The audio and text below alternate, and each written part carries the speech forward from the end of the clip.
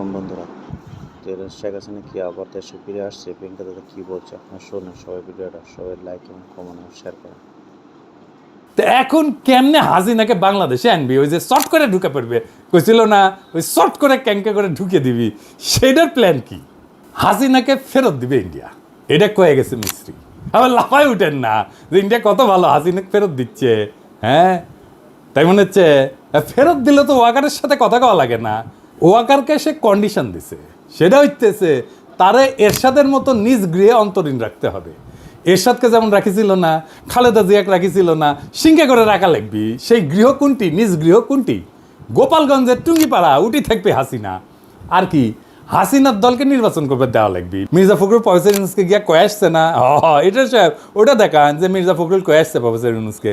বিএনপিকে তার রেটরিক বদলাইতে হবে, তার রাজনীতির ভাষা, স্লোগান এই সমস্ত বদলাইতে হবে, বক্তৃতা বদলাইতে হবে। তাহলে মুক্তিযুদ্ধের কথা, ৭২-এর সংবিধানের কথা কওয়া লাগবে। আর জামাতের সাথে দূরত্ব সৃষ্টি করা লাগবে, জামাতে গেলানো লাগবে। কি করছে?